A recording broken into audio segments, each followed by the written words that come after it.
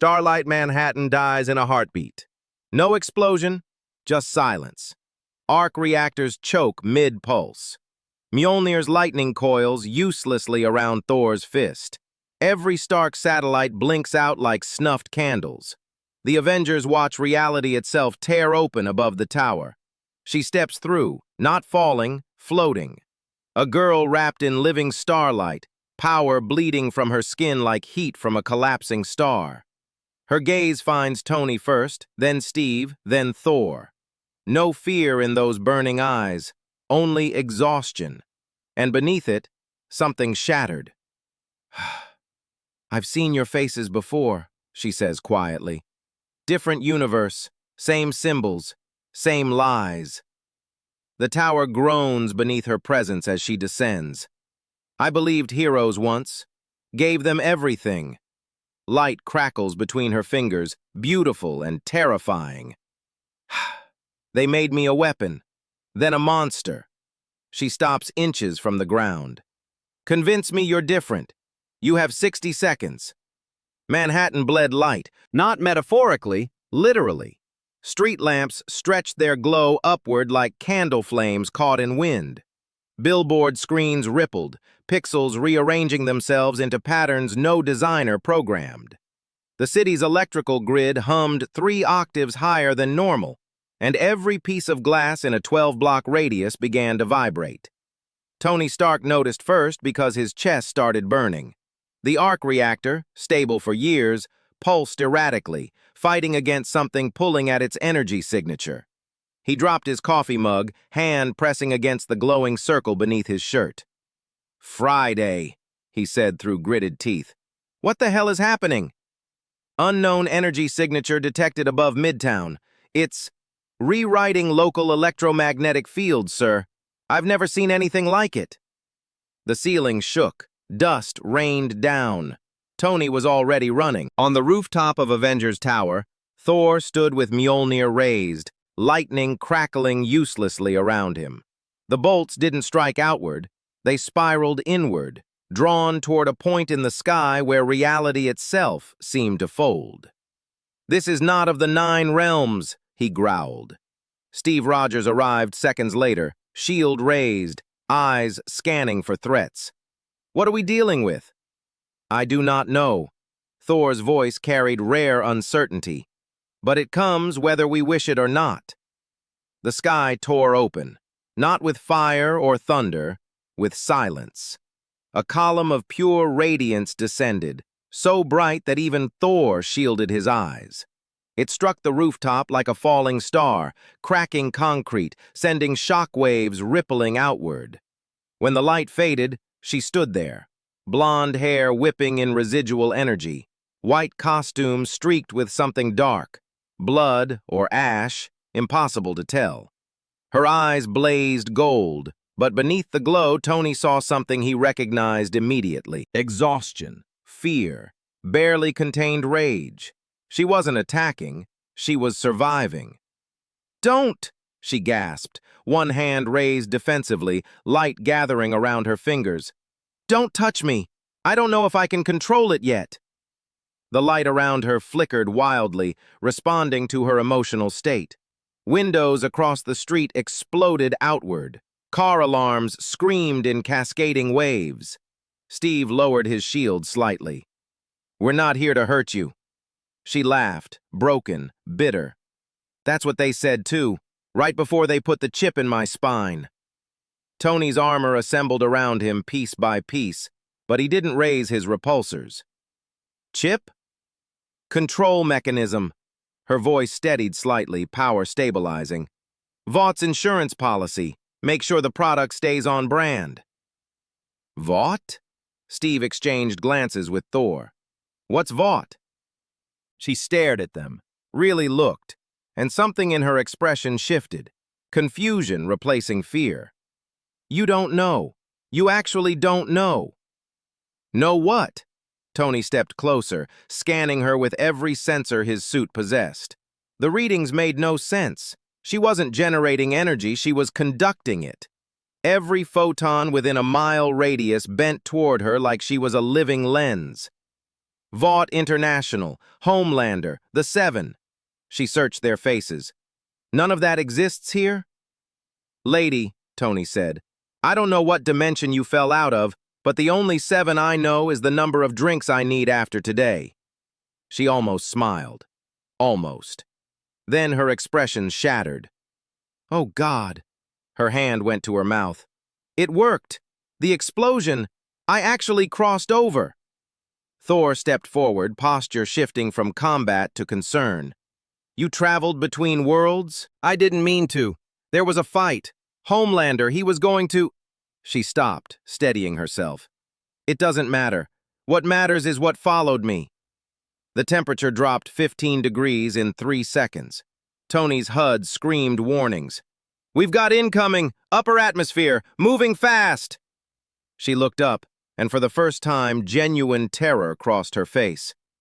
It found me, she whispered. It always finds me. The thing that descended wasn't a creature. It was an absence, a void shaped like hunger, darker than space, consuming light rather than reflecting it. Where it passed, stars vanished, satellites went silent, the moon itself seemed to dim. Tony fired everything he had.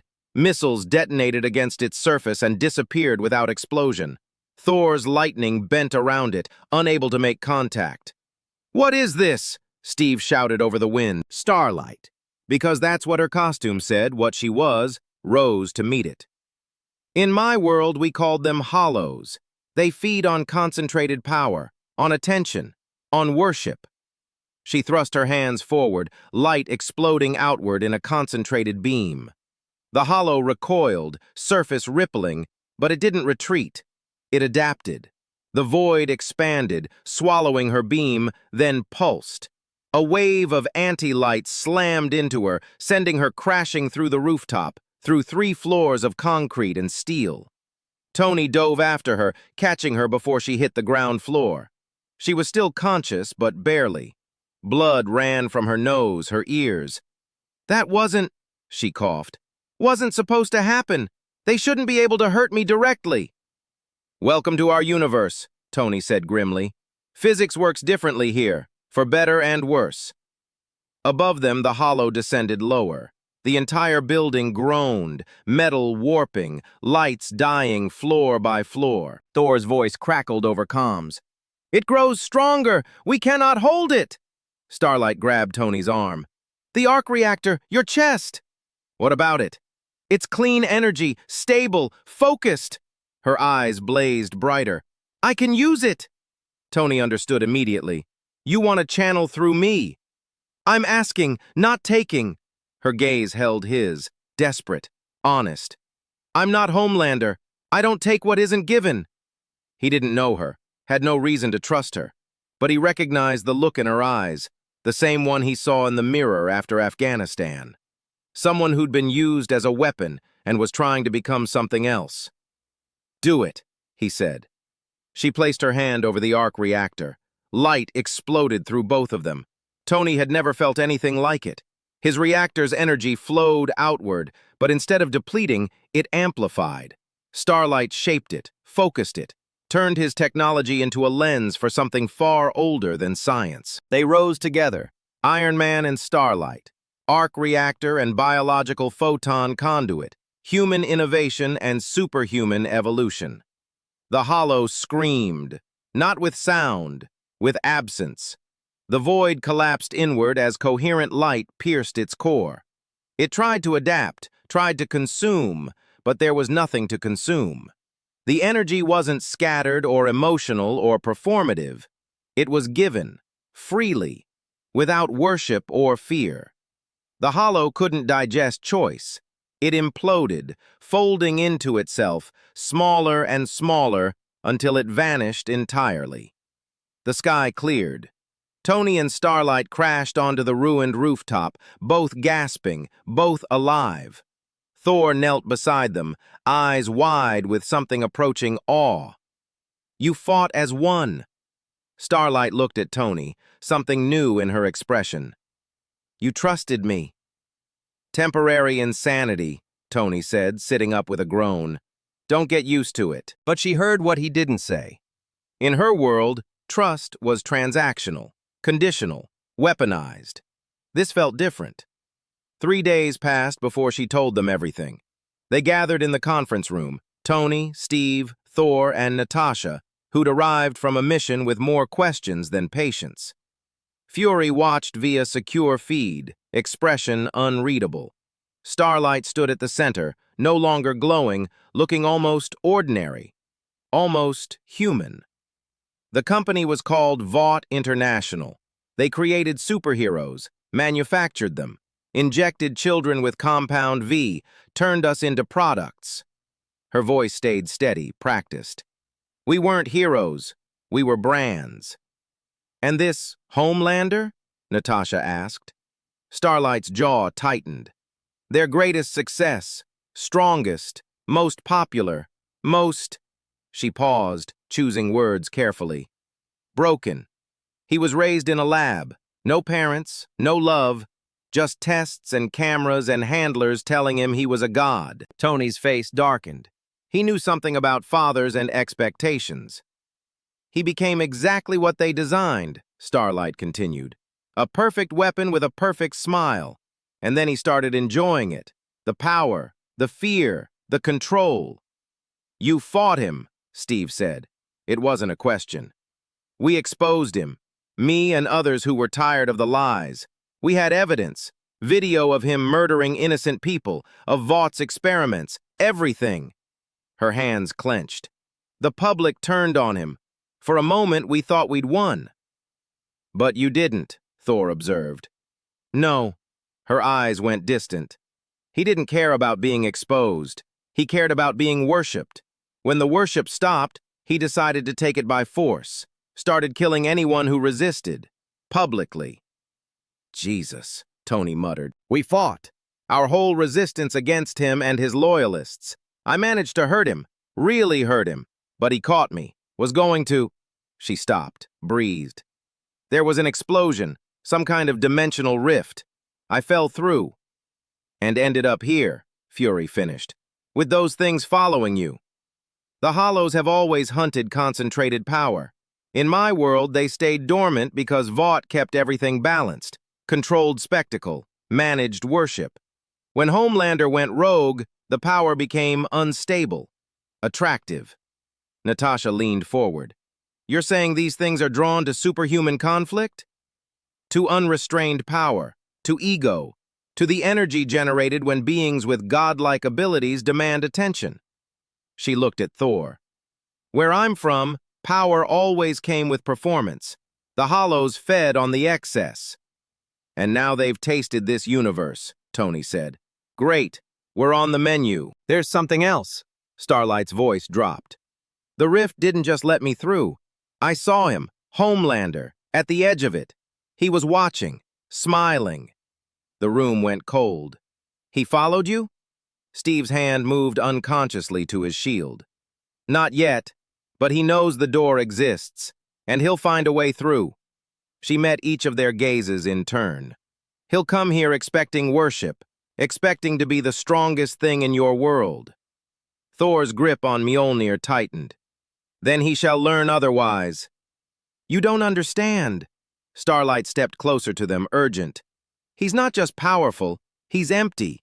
There's nothing inside him except need. Need to be loved, need to be feared, need to be the center of everything. You can't beat that with strength because he doesn't process defeat, he processes rejection. And rejection makes him destroy everything. Sounds like every narcissist I've ever met, Tony said, just with laser eyes. Tony! Steve's voice carried warning. No, he's right, Starlight nodded. That's exactly what he is. A narcissist with the power to level cities. And he's going to come here expecting your world to love him like mine did. So what do we do? Natasha asked. Starlight was quiet for a long moment. We make sure he has nothing to feed on. No spectacle, no worship, no fear. She looked at Tony. When we fought the Hollow, it couldn't consume what was freely given. Choice starves them. Real choice, not perform sacrifice. You're talking about fighting a god complex with authenticity, Tony said flatly. I'm talking about fighting a lie with truth. The rift opened above the Statue of Liberty at noon on a Tuesday. No subtlety, no stealth, maximum visibility, maximum audience. Homelander floated down through golden light, cape flowing, smile radiant. Every news helicopter in the city captured his descent. Every phone pointed upward. "Hello, New World," he said, voice carrying across the harbor without amplification. "I'm here to save you." Social media exploded. Confusion gave way to fascination. He looked like a hero, sounded like a hero. Only Starlight, watching from the tower, saw what he really was. "He's performing," she said quietly, "testing the waters, seeing how much worship he can generate." Tony stood beside her, suited up, repulsors ready. "So we interrupt the show?" "No." Her hand caught his arm. "That's what he wants. Conflict, drama, something to react against. We have to give him nothing." "Nothing isn't exactly our specialty." "Then learn." The Avengers approached not as a strike team, but as diplomats. Steve walked forward first, shield on his back, hands visible. Homelander watched them come, smile never wavering. "Captain America," he said, tasting the name. "The original. I had a version of you in my world. Soldier boy. Fascinating man. Terrible father." "I'm not here to compare notes." Steve stopped 10 feet away. "I'm here to understand why you've come." "Why?" Homelander laughed. Warm, practiced, empty. "Because your world has heroes too. I can feel them. All that power, all that potential, and you waste it playing defense, reacting, following rules. Rules exist for reasons. Rules exist to control you." Homelander's smile tightened. "I'm beyond rules, beyond limitations. I'm what humanity actually needs, not servants, but a leader, a god who actually shows up." Thor stepped forward then, lightning flickering around him. "You speak of godhood as though it is something to claim." Homelander's eyes found Thor and something shifted in them. Recognition. Hunger. "You're like me," he said softly. "Aren't you? Raised above humans, worshipped, expected to save everyone while they give you nothing but expectation in return." "I am not like you." "Not yet." Homelander floated closer. "But you could be. We both could be. This world, my world, they're all the same. Billions of small, fragile people desperate for someone strong enough to fix everything. They'll worship whoever shows them power." "And when they stop worshiping?" Steve asked. Homelander's smile vanished. "They don't stop," he said. "I don't let them." The fight happened faster than anyone expected. Homelander moved first, not at the Avengers, but at the crowd forming on Liberty Island. Tourists, families, phones held up like offerings. He grabbed a child. Not to hurt, not yet. He held the boy gently, protectively, while cameras captured every angle. "You see?" he said to the lenses. "This is what heroes do. We protect, we provide, and in return, you give us your faith." Steve's jaw tightened. "Put the child down." "Why? I'm not hurting him. I'm inspiring him." Homelander's eyes glowed red. "Unless you'd rather I demonstrate what happens when inspiration runs out." The heat vision activated, not at the child, but at a helicopter overhead. It exploded in flames, wreckage spiraling toward the water. Tony caught it. Barely.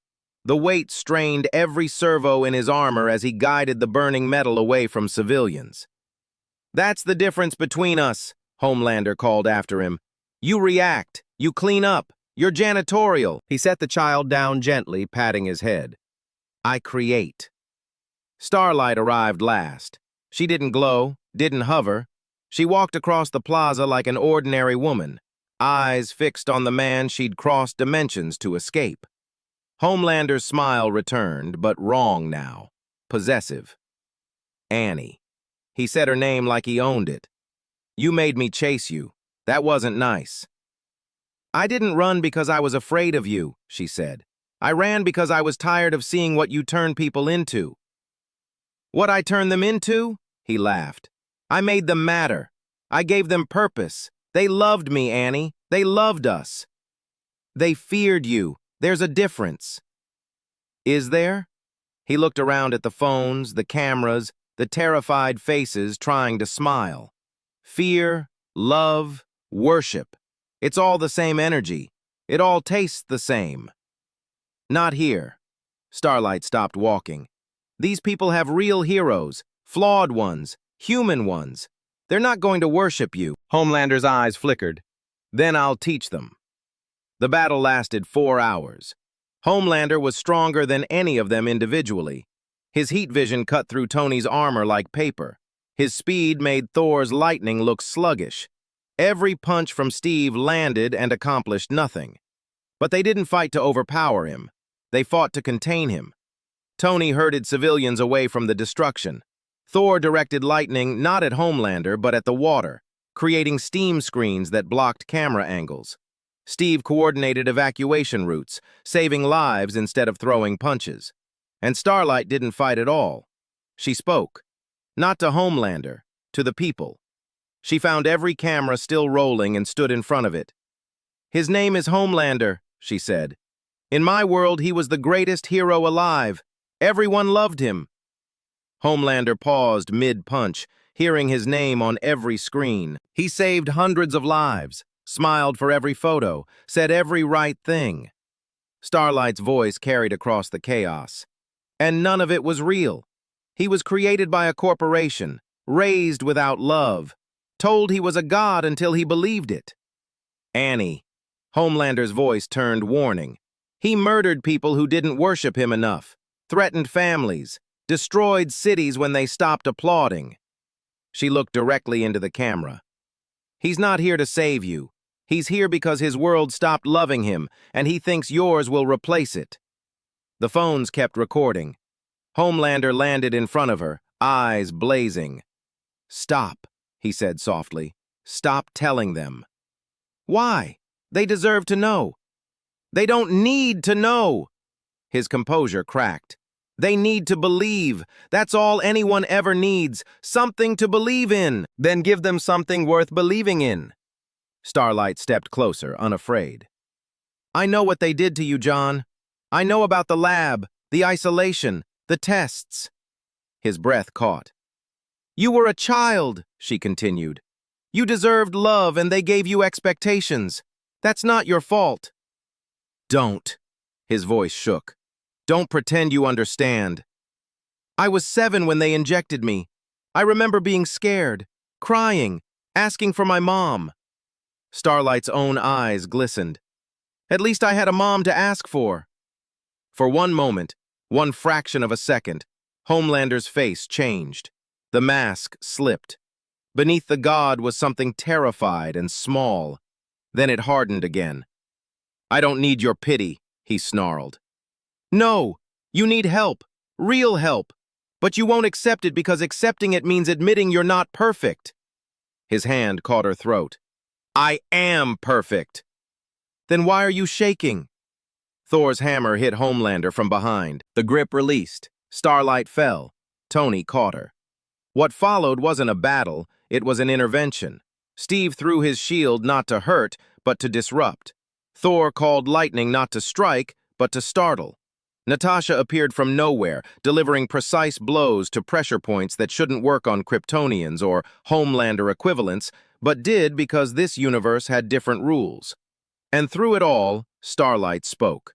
She told the story of Vought, of experiments on children, of heroes manufactured like products and sold like brands. She showed the world what corporate heroism really looked like. The cameras kept rolling. Comments exploded, not worship, but horror. Not fascination, but anger. Parents held their children tighter. People who'd started cheering fell silent. Homelander felt it. The shift. The turning. The same collapse of faith that destroyed his world beginning here. "No!" He rose above them all, eyes blazing. "You don't get to reject me!" Heat vision swept the island. Starlight threw herself in front of a family, taking the blast, her light absorbing most of it, but not enough. She screamed. Tony saw it happen. The woman who'd trusted him with her life, falling, burning, dying for strangers. Something in him snapped. Not rage, clarity. He opened his armor, stepped out of it. "Hey, asshole!" Tony shouted, unarmed, unprotected. "Look at me!" Homelander looked. "You want worship? You want to be a god? Then explain to me why a god needs applause to feel alive." "Shut up. I built weapons for years, made billions. Everyone said I was a genius. You know what I felt every night?" Tony walked closer, steps steady. "Empty. Because applause isn't love. Achievement isn't purpose. Being the smartest or strongest or most famous person in the room means nothing if you hate what you see in the mirror." "Shut up!" Heat vision gathered. Tony didn't flinch. "You could kill me right now. Wouldn't even be hard, and it would change absolutely nothing. You'd still be empty, still be desperate, still be the loneliest man in any universe." The heat vision died. Homelander stared at him, something cracking behind those blue eyes. "How do you make it stop?" he whispered. "You ask for help." Tony glanced at the fallen Starlight, at the Avengers recovering around him. Actual help, not worship disguised as support. The rift reopened an hour later. Not naturally. Starlight, recovered enough to stand, focused everything she had left into tearing a doorway between worlds. Homelander stood at its edge, no longer floating. He looked smaller now, younger. The god complex stripped away, leaving only the scared boy beneath. "What happens when I go back?" he asked. "I don't know," Starlight said honestly. "But you have to face it. Whatever you broke, you have to try to fix it." "They'll kill me." "Maybe. Or maybe you show them what you just showed us, that you can choose differently." He looked at her for a long moment. "You really believe that?" "I believe everyone deserves the chance." It wasn't forgiveness, it wasn't absolution, but it was something. Homelander stepped through the rift. It closed behind him. The aftermath was quiet. Starlight sat on the edge of the tower's rooftop, watching the sun set over a city that had almost died, but didn't. Tony sat beside her, out of armor, nursing a drink he wasn't actually drinking. "So," he said, "what now?" "I don't know." She watched the light fade. "My world's gone. Or different. Or maybe Homelander changes it, I have no idea." "You could stay." She looked at him. "We've got room," he continued. "Extra costumes. Name recognition could use diversifying. Plus, I'm pretty sure Thor's already planning a feast in your honor." "I'm not a hero, Tony. I was a product." "Yeah, well," he finally took a sip. "I was a weapons dealer. Steve was a propaganda symbol. Thor was a spoiled prince. We all started as something else." She was quiet for a moment. "The Hollows will come back. The Judge, too, probably. That's what happens when power concentrates." "Then we make sure it doesn't concentrate," Tony shrugged. "Spread it around. Trust more people. Stop trying to be the only ones who matter." "That's not very superhero-like." "Maybe that's the point." Steve appeared at the rooftop door, shield slung on his back. "Council's asking about next steps," he said. "They want to know if she's staying." Starlight looked at the city, bright, noisy, imperfect. A world that still believed in heroes but had learned, today, to question them. Maybe that was enough. "Tell them," she said slowly, "that Starlight's not a title anymore. Just a name." Steve nodded, understanding. Tony raised his glass. "To Annie January, the woman who taught gods how to ask for help." She smiled, really smiled, for the first time since arriving. "To second chances. Far beyond Earth's atmosphere, something watched. Not the Judge, not the Hollows, something older, something patient. It had seen universes devour themselves with spectacle, watched gods destroy worlds for applause. And now, for the first time in eons, it had seen something different. Choice, trust, a weapon becoming a person. The ancient presence shifted, considering. Perhaps this universe was worth protecting after all, or perhaps it simply needed more testing. Either way, it would be watching. The light over New York burned steady and honest, and somewhere among the stars, possibility flickered to life. The end.